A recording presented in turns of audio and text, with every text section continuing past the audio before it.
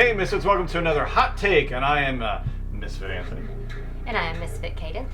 And we're going to talk about After Us. This game we found, or at least I found at Dice Tyrese. Was that your first intro to it as well? I actually, when I was playing it and getting up from the table, you walked up and I got Jacob to teach it to you. Oh, that's right. Yeah. Yeah. My memory's clouding over already because it's been more than a week. So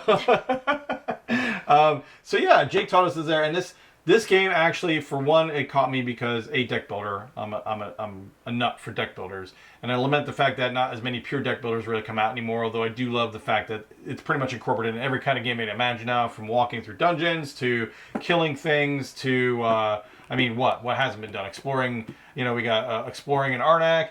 You name it, but there hasn't been really a lot of. Go ahead. That's what I was gonna say. This made my top 5 of Dice Tower list because it is a deck builder that has a unique mechanic I've never seen done before. That is true. There hasn't been one that has done this yet, and it does. To say it's pure is not quite exactly true because there is some resource management in it, but it's almost superfluous to the whole thing because it's almost like as if you are. You know how in deck builders you build the points and you spend them right away. In this one, you build the points, but you instead of spending them right away, you can keep them. You can hold on acquire to them. Yes. So that's really the only change because technically you're resource managing in deck builders anyway because you're buying stuff. It's just you get to hold on to these from turn to turn rather than losing them all every turn.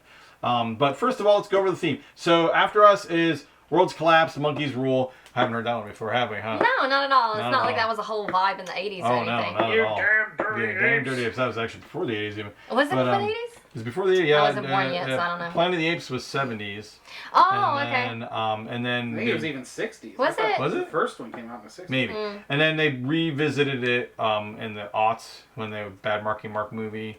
And then they brought it back again with those other movies they redid were great. They were more serious. Oh, they were really good. They were really good, yeah. Well, now, was it the 80s when the apes and... Planet of the Apes and... what about the video games? Like, where's in the 80s a big thing where those video games with apes taking over the world? What was that game? Oh, you're going. We're going off the range here. We're going way off the range. I know there was a game. I'm going to Google it later. We're naming ape stuff. Okay, before we get carried away, this is an ape-based game, and it does have gorgeous visuals. You have monkeys everywhere. And whoever did the art, did you know the artist? The artist is very good. Very, very, very awesome art. That's really one of the first things that catches you is like gorgeous, gorgeous pictures to these cards. They're just amazing looking cards. So kudos to whoever their art team is or whoever they got to do this. Is a gorgeous game. Gameplay is, and the unique aspect, and we'll go over this now, is pretty cool. So you have your apes. You're vying about it's a point-based game, so you're obviously winning for points. First part of the game, you have your deck, and you draw 4 cards, right? Correct. So let's go ahead and draw 4 cards. And then we flip them over. And then the idea of this game is you have your 4 cards out, and you have to take them and kind of Tetris them in any order you want.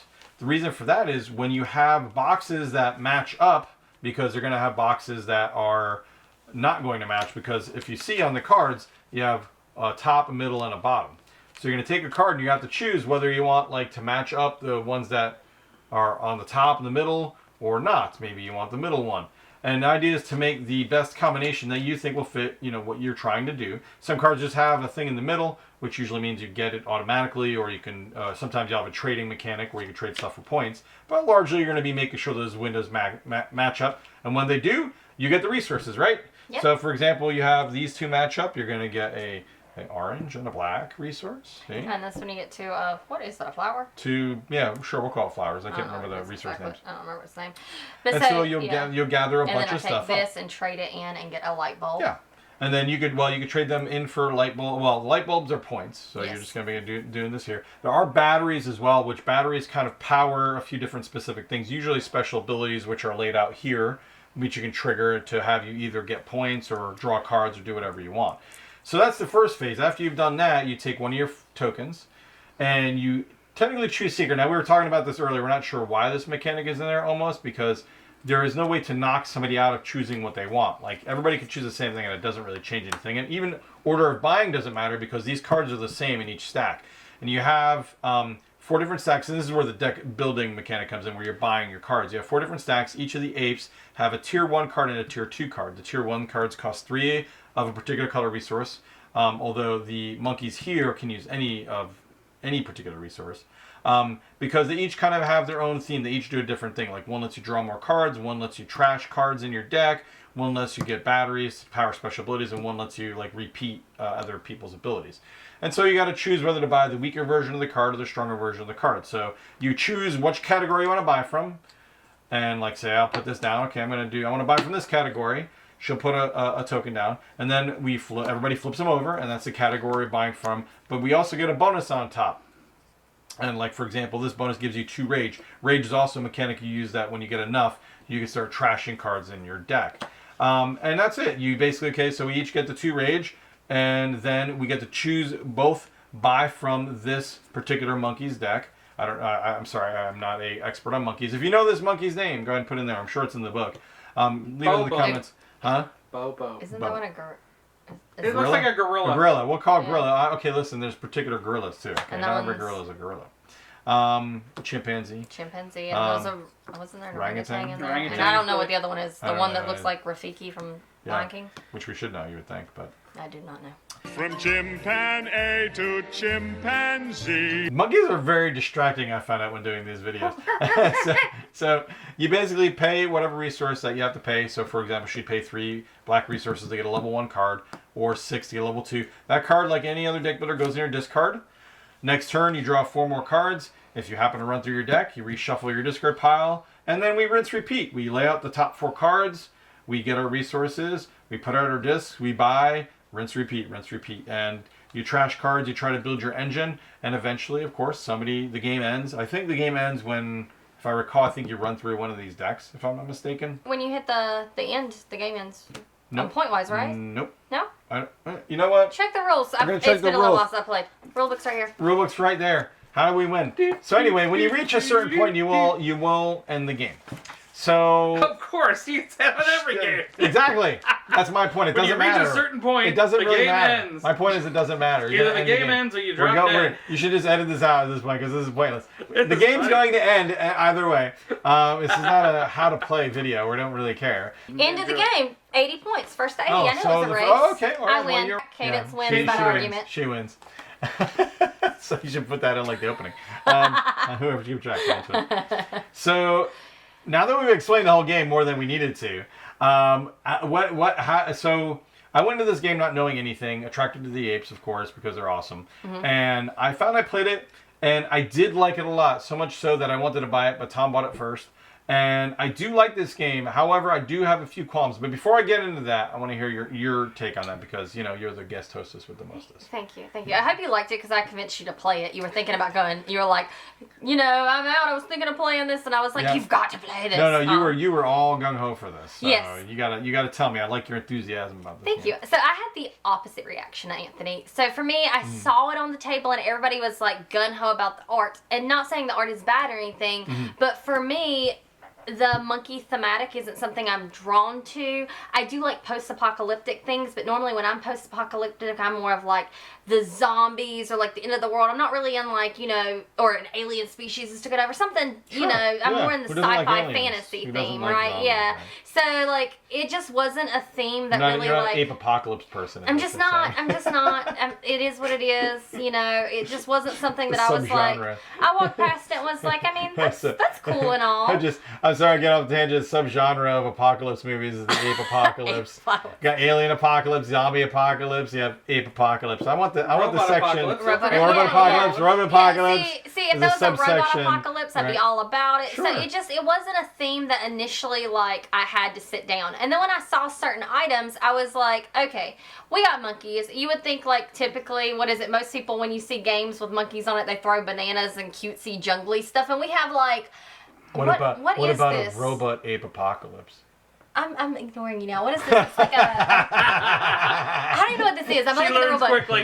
Is it like a coffee bean or something? I don't know what it is. And then we've Could be got coffee bean, Are sure. these peaches or oranges? And then we have blue flowers. And Yeah. there was batteries and light bulbs. And so Yes. at first I was like, I don't really get the theme exactly. It doesn't make sense to me. Well, this is stuff they would pick. This is stuff monkeys would pick. Then I sat down and played the mechanics thematically wise, and I completely got it. I was like, it's the end of the world. The monkeys have come over. They found our left behind like battery packs, and they're figuring out how to repower the world. And this is like, I totally get it. These are They're smart monkeys. Completely get it, because thematically wise, this particular monkey actually eats like fruits and oranges and stuff, and like completely understood it. Made much more sense.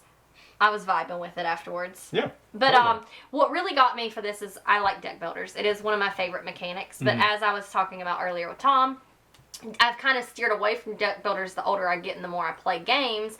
And I like games that have deck building as one mechanic and it builds upon other mechanics. I don't like the true deck builders anymore because I've played them so much that it's just became a little flat for me. And this one, I liked that it added in this Tetris-y abstract puzzle component to when you get your cards, you're not locked into one particular play style. So I like that here I could have a battery and I could take one of my oranges and trade it in for a victory point. I can get these 2 items. So you kind of go from top to bottom and across. So I go across, get a battery, get the cocoa bean, get the orange, get what I'm calling the flower, get these, and then down here I trade this one in for a point, get another point, trade these 2 in for a point, get these 2 for a point, and then I'm left over with resources on my board to acquire how I'd like. It has minor resource management, but it's not so like restrictive. I have flexibility in it. Yeah.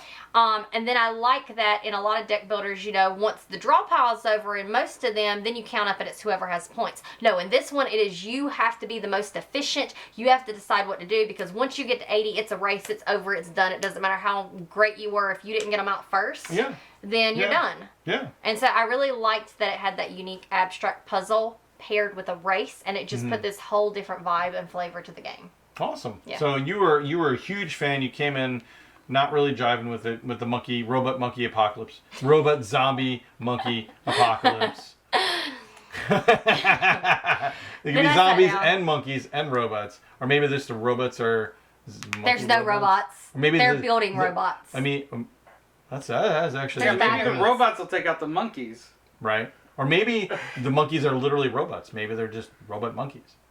Anyway, besides that, That's the expansion. That's the expansion, yes. So I was kind of, and I really, really like this game.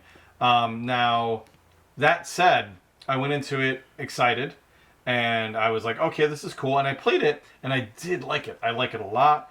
I do have some complaints about it, and it's definitely one of those games that falls into the Flamecraft territory. I should probably call that the Flamecraft territory for me. I like Flamecraft. No, again, I like Flamecraft. However, there's a caveat, and that's only because of me. So, this game is fun. I like the deck building aspects of it. I like the fact that you have your little puzzle. Although, I will say that there isn't really a lot of variety early on, especially, and even later.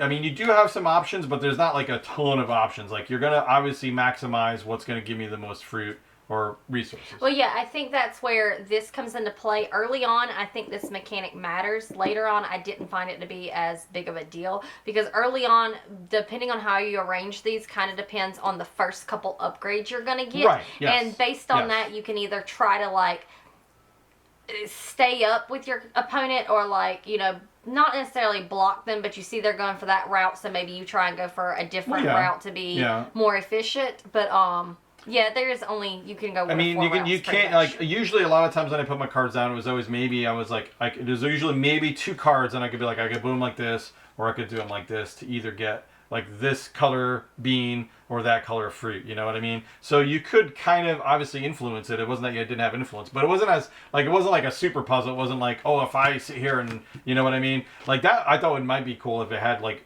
icons all over the place, and you could kind of make, like, a, you know, a weird, you know, polyhedron thing out of it and go crazy. But so I mean, that mechanic was cool, but it wasn't crazy. It didn't blow me out of the water, but I did like it a lot. The thing about it, and why I say it's like Flamecraft for me, is because after playing this game, I absolutely love it. I would own it, but it leaves me wanting so much more. Like, it's like Flamecraft was good and it's cute, but it's like it's almost like this is the basic version of it. You know what I mean? Like, I could see so much more being done with this. And the same thing with Flamecraft. It's like worker placement and it's fun, but I could see so much more being done with it. Now, that's not necessarily a bad thing. A lot of people coming into games, especially deck building games, will like this a lot, I think. And Flamecraft, they like it. It's popular because it's, like, accessible. But I think for like somebody who plays a lot of these games, you know what I mean?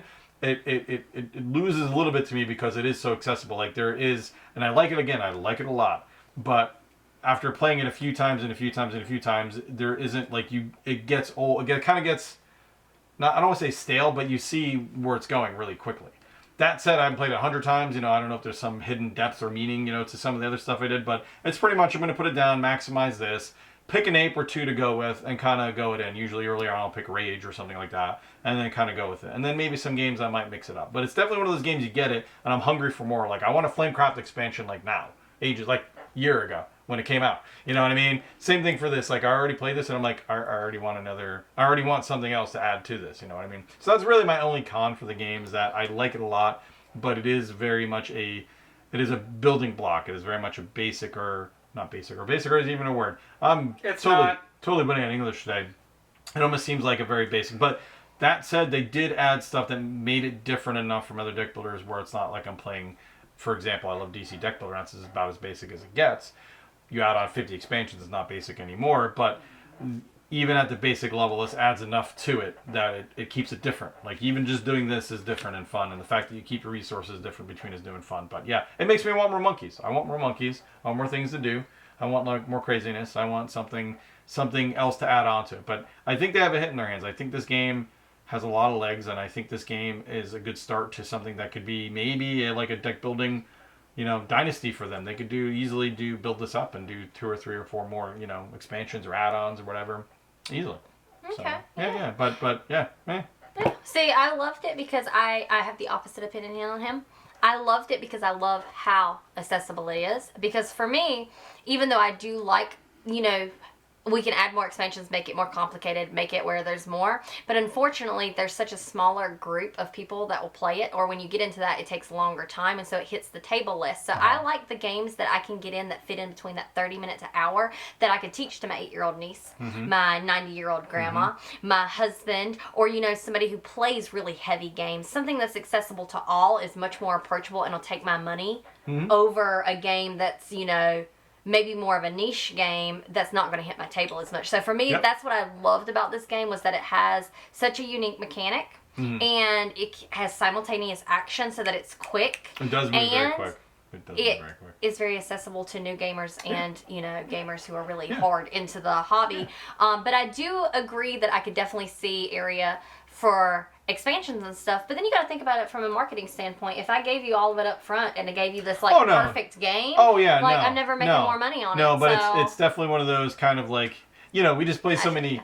Huh? I feel you. The marketing team, like, good job. Oh yeah, no, they did a great job of whetting your appetite and giving you a game. Now, mind you, they might already have an expansion sitting there ready to be produced or whatever, but it's definitely a game I felt like they could have come out and had, out of the box, had a little bit more to it, you know, like, but I get it. I totally get it. I see, and I'll be on board. Expansions come out, I'm going to buy them anyway, so you already got me on this. But it's definitely one of those games I got, it's like, man, it could have been just a little bit something, a little, you know, another monkey, like a 5th monkey, maybe to add variety. After us, more monkeys. More monkeys, yes. Yes, but I do like it. I do highly agree. This is a really, really good game, especially for Pandasaurus. They haven't really touched deck building territory yet. They've done like so many different things, but as far as I know, there isn't a single Pandasaurus game that's really deck building yet. So kudos to them. They entered the market. They have a very unique game that stands apart from a lot of the other deck builders, and it is accessible. And I think that is very much a pro for, especially a lot of reasons people want to come into it. For me, that's a con, but again, that's because of my groups and everything else. But me and Miss Amanda played this like 3 or 4 times. We enjoyed the heck out of it. So. Yeah, no, I have a lot of fun playing it. So it is definitely good. Yeah, I mean, I think this is a big winner for Pandasaurus, despite, like I said, little quibbling bits. I'm all in on the monkey train. Yeah, the only reason I didn't buy a copy is because there is like 3 copies in the group, and so I'm just waiting for one of y'all. I'm waiting for one of y'all to get tired of your copy and give it to me, or let me buy it from you. Because I was gonna buy a copy. I was on the page, and then we had a group chat, and like did these Joey buy a people copy? already. Huh? Did Joey buy a copy? You know, I don't know.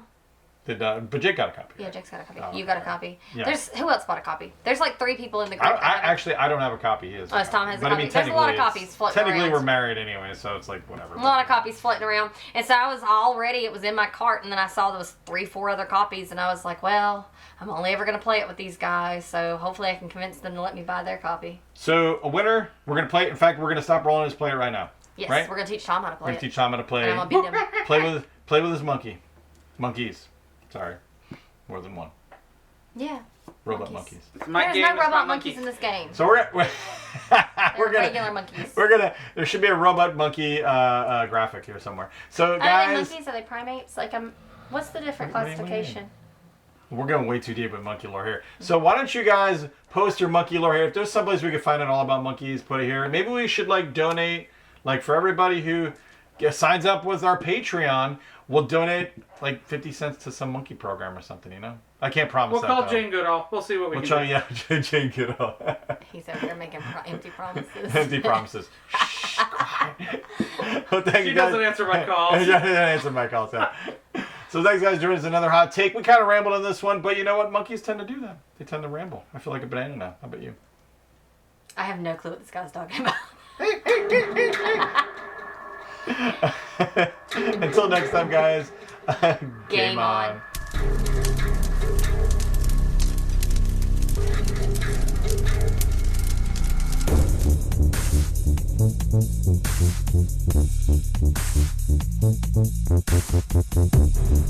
Thank you.